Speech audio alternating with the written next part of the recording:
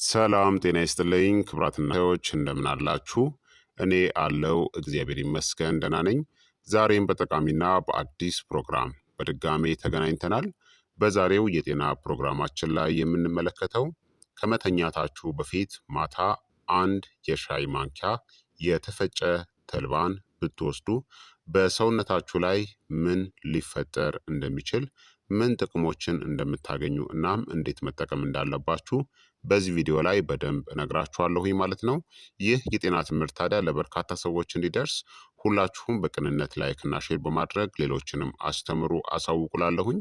ጥያቄ ካላችሁ ጥያቄያችሁን በዚህ ቪዲዮ ላይ አስፍሩልኝ፣ በኮመንት ላይ እመልስላችኋለሁኝ። በቀጥታ ወደ ጤና ትምህርታችን የማልፍ ይሆናል።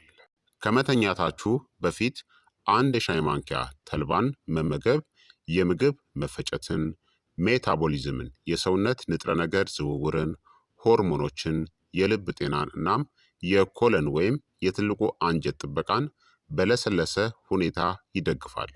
በተለይም ከ40 እስከ 45 ዓመት በኋላ ብግነትናም የአንጀት መደበኛ አለመሆን በብዛት በሚከሰቱበት ወቅት በጣም ጠቃሚ ነው። ተልባ የሚሟሟ ፋይበር፣ ሶለብል ፋይበር፣ የማይሟሟ ፋይበር ወይም ኢንሶለብል ፋይበር፣ ኦሜጋ ስሪ ፋቲ አሲድ ኤኤልኤ፣ ሊግናንስ ኃይለኛ አንቲኦክሲዳንቶች በሆኑት የበለጸገ ነው። ከመተኛታችሁ በፊት አንድ የሻይ ማንኪያ በተለይም የተፈጨ ተልባን ብትወስዱ በአንጀታችሁ ውስጥ ውሃን ይመጣል፣ ለስላሳ የሆነ ጄልን ይፈጥራል። የሚሟሟ የፋይበር ውጤቱ ጥሩ የሆኑ ባክቴሪያዎችን ይመግባል። እንደ ቡትሬት ያሉ አጭር ሰንሰለት ያላቸው ፋቲ አሲዶችን ያመነጫል። ብግነት ወይም ደግሞ ኢንፍላሜሽንን ይቀንሳል። የጉሉኮስ መምጠጥን ያዘገያል። እናም በማግስቱ ጠዋት ላይ የአንጀት እንቅስቃሴንም ይደግፋል። ከመተኛታችሁ በፊት አንድ የሻይ ማንኪያ ተልባን ብትወስዱ የምታገኙትን 10 ሱፐር የሆኑ የጤና ጥቅሞችን ልንገራችሁ። አንደኛ፣ የጠዋት የአንጀት እንቅስቃሴን ያሻሽላል። ተልባ የሚሟሟ ፋይበር ሰገራን ያለሰልሳል። የማይሟሟ ፋይበር የሰገራ መጠንን ይጨምራል። በአንድ ሌሊት ውስጥ የሰገራን መጠን ይጨምራል። ለስላሳ የቆሻሻ ማስወገድን ያበረታታል። የሆድ ድርቀትንም ይቀንሳል። ከ40 ዓመት በኋላ የአንጀት እንቅስቃሴ በሚቀንስበት ጊዜ በጣም ጠቃሚ ነው። ከአንድ ሙሉ ብርጭቆ ውሃ ጋር ውሰዱት። ያለ ውሃ የሆድ ድርቀትን ሊያባብስ ይችላል። ሁለተኛ፣ ትልቁን አንጀት ኮለንን ይጠብቃል። የተልባ ፋይበር ቡትሬትን የሚያመነጩ የአንጀት ባክቴሪያዎችን ይመግባል። ይህ ውህድ የኮለን ሴሎችን ይመግባል። ብግነት ወይም ደግሞ ኢንፍላሜሽንን ይቀንሳል። ያልተለመዱ ሴሎችንም ለማስወገድ ይረዳል። ይህም የአንጀት ጤናን ይከላከላል። በሂደት አዘውትሮ መውሰድ የአንጀትን አካባቢ ያሻሽላል። ሶስተኛ፣ ብግነት ወይም ደግሞ ኢንፍላሜሽንን ይቀንሳል። ተልባ በኤኤልኤ በአልፋ ሊኖሌኒክ አሲድ የበለጸገ ነው። ይህም የእጽዋት ኦሜጋ ስሪ ስብ ነው። ይህም የብግነት ምልክቶችን ለመቀነስ፣ የአንጀት መቆጣት ወይም ደግሞ ብግነትን ለማስታገስ፣ የመገጣጠሚያ ጤናን ለመደገፍ ይረዳል። ከ40 ዓመት በኋላ ስር የሰደደ ብግነት ይጨምራል።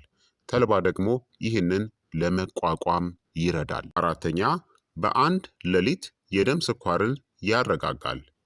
ጄል ፈጣሪው ፋይበር የካርቦሃይድሬትስ መምጠጥን ያዘገያል። የደም ስኳር ድንገተኛ መናርን ይቀንሳል። የኢንሱሊን ሴንሲቲቪቲን ያሻሽላል። ይህ በተለይ ከስኳር በሽታ በፊት ላለው ሁኔታ፣ ለፕሪ ዲያቤቲስ፣ ለሆድ ስብ፣ ለስባማ ጉበት ስጋት በጣም ጠቃሚ ነው። የተረጋጋ የሌሊት የደም ስኳር የጠዋት ጉልበትን ያሻሽላል። አምስተኛ፣ የልብ ጤናንም ይደግፋል። ተልባ ኤልዲኤል ወይም ደግሞ መጥፎ ኮሌስትሮልን ይቀንሳል። ትራይግሊሰራይድንም ይቀንሳል። የደም ስሮችን የመተጣጠፍ ችሎታንም ያሻሽላል።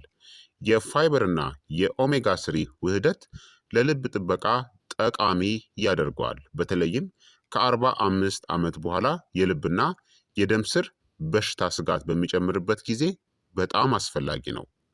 ስድስተኛ፣ የሆርሞን ሚዛንን ይደግፋል። በተለይም ከ40 ዓመት በላይ ለሆኑ ሴቶች። ተልባ ሊግናንስን ይይዛል። የኤስትሮጅን መጠንን መጠነኛ በሆነ መልኩ ያመጣጠናል። የሰውነት ሙቀት መጨመርን ሊቀንስም ይችላል። የጡት ጤናንም ይደግፋል። ለማረጥ ለተቃረቡ እናም ማረጥ ውስጥ ላሉ ሴቶች ይህ ጠቃሚ ነው። ሰባተኛ በሂደት የሆድ ስብን ይቀንሳል። ተልባ በአንድ ሌሊት ስብን አያቃጥልም፣ ነገር ግን የምግብ ፍላጎትን ይቀንሳል፣ የጥጋብ ስሜትን ይጨምራል፣ ኢንሱሊንን ያረጋጋል፣ የስብ ሜታቦሊዝምንም ይደግፋል። በተከታታይ ሲወሰድ ክብደትንም ለመቆጣጠር ይረዳል። ስምንተኛ የአንጀት ማይክሮባዮምን ያሻሽላል።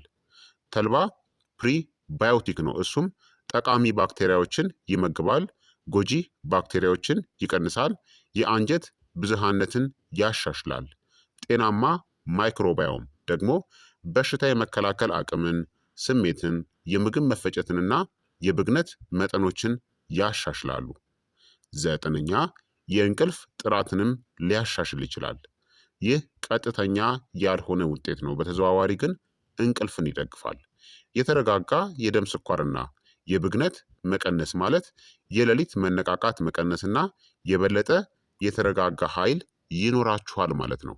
የምግብ መፈጨት ሲሻሻል አንዳንድ ሰዎች ጥልቅ እንቅልፍ እንደሚያገኙም ይናገራሉ። አስረኛ የጉበት መርዛማ ንጥረ ነገሮችን የማስወገድ ተግባርንም ይደግፋል። የተልባ ፋይበር ትርፍ ኤስትሮጅንን ያስራል፣ የሐሞት አሲዶችን ባይል አሲድን ያስራል፣ መርዛማ ንጥረ ነገሮችን በሰገራ በኩል ለማስወገድም ይረዳል። ይህም መርዛማ ንጥረ ነገሮች እንደገና ወደ ሰውነት እንዳይገቡ ያደርጋል፣ እንዲሁም የጉበትን የስራ ጫናንም ይቀንሳል። ታዲያ ተልባን በየምሽቱ 1 ማንኪያ ብትመገቡ እነዚህን ዘርፈ ብዙ ጥቅሞችን ታገኛላችሁ ማለት ነው። ሁልጊዜ ታዲያ የተፈጨ ተልባን ምረጡ። ሙሉ የተልባ ፍሬ ብዙውን ጊዜ ሳይፈጭ በሰውነት ውስጥ ያልፋል፣ ጥቅሙም በጣም አነስተኛ ነው። ተልባን ትኩስ አድርጋችሁ ፍጩት።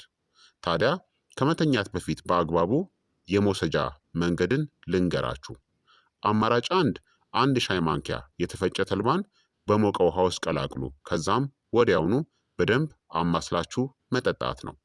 አማራጭ 2 ደግሞ የተፈጨ ተልባን በእርጎ ውስጥ ጨምራችሁ በሞቀ ወተት ውስጥ በመጨመር በአጃ ወይም ደግሞ በኦትሜል ውስጥ በመነስነስ በሰላጣ እናም በሌሎች ምግቦች ውስጥ በመነስነስ መጠቀም ትችላላችሁ ማለት ነው።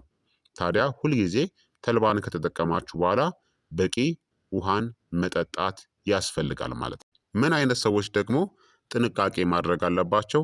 የአንጀት መዘጋት ታሪክ ካለባችሁ፣ ከባድ የሆነ የአንጀት መረበሽ እንደ ኢሪቴብል ባውል ሲንድረም ችግር ካለባችሁ፣ የታይሮይድ መድኃኒቶችን የምትወስዱ ከሆነ ከ3 እስከ 4 ሰዓታት ልዩነት አድርጋችሁ ነው ተልባን መጠቀም ያለባችሁ። እንዲሁም የደም ማቅጠኛን የምትወስዱ ከሆነ ከፍተኛ የኦሜጋ 3 ፍጆታ ስላለው በልኩና በመጠኑ መጠቀም ይኖርባችኋል።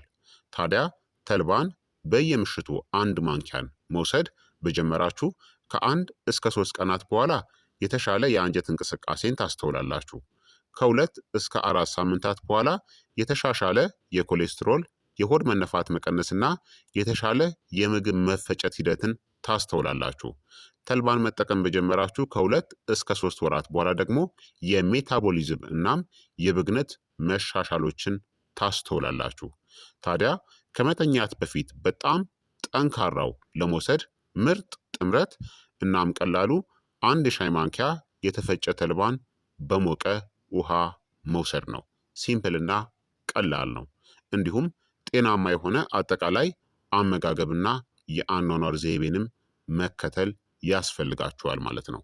በተጨማሪም ወጥነት ወይም ደግሞ ቀጣይነት ቁልፍ ነው። ቀጣይነት ሊኖራችሁ ይገባል ማለት ነው።